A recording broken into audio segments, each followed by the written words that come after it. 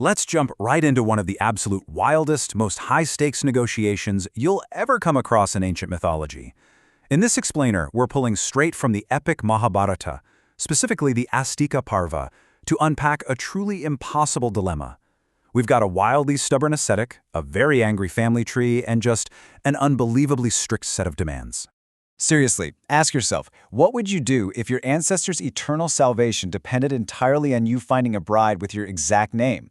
I mean, it sounds like a completely ridiculous hypothetical, right? But as you're about to see, this is the literal nightmare scenario our protagonist gets trapped in. So let's look at how on earth he got there. Part 1. The Ancestral Guilt Trip and Jaratkaru's Horrific Discovery. Okay, so meet our protagonist, the ascetic rishi Jaratkaru. He's a guy completely dedicated to severe penances and absolutely zero worldly attachments. But out of nowhere, during his travels, he stumbles onto just a horrifying sight. He says to his ancestors, "Having seen you hanging like birds." Yeah.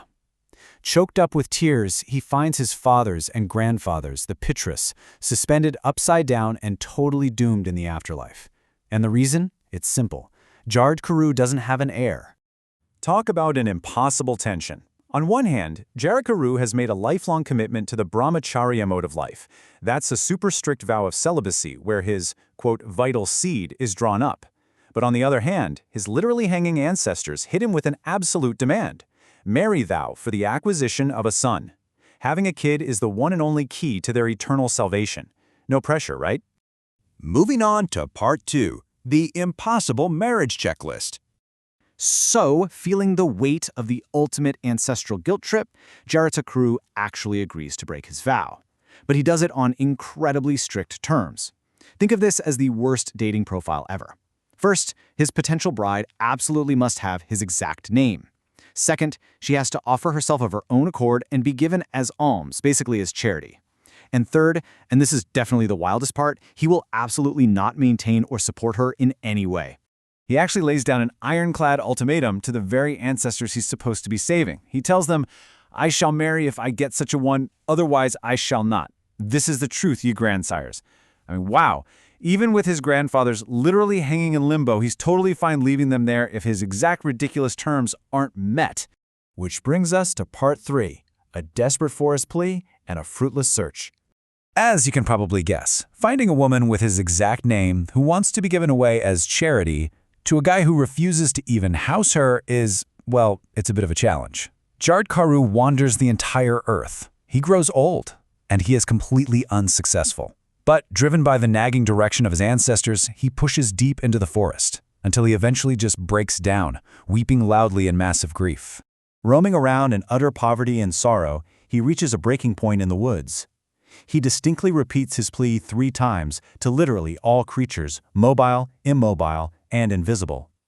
The guy is literally begging the surrounding trees and dirt, demanding a bride who fits his insane requirements. But really, who could possibly answer a plea made to mobile and immobile creatures in an empty forest? Imagine screaming your impossible dating requirements into the wind.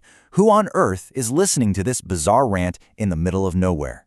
Well, the snakes were. It turns out those invisible creatures of the forest were actually paying very, very close attention. Tracking his inclination, they gathered up all his frantic demands and slithered straight back to report to their king. And that kicks off Part 4, the Snake King's Solution, and the arrival of Vasuki. The powers of the forest decide it's time to step in. Enter King Vasuki, the legendary king of the snakes. He shows up suddenly, super dramatically, bringing along a maiden decked out with ornaments, and he offers her directly to the weeping rishi as alms. Just like that, the exact impossible thing Jaratkaru asked for seems to have materialized out of thin air. But wait for it.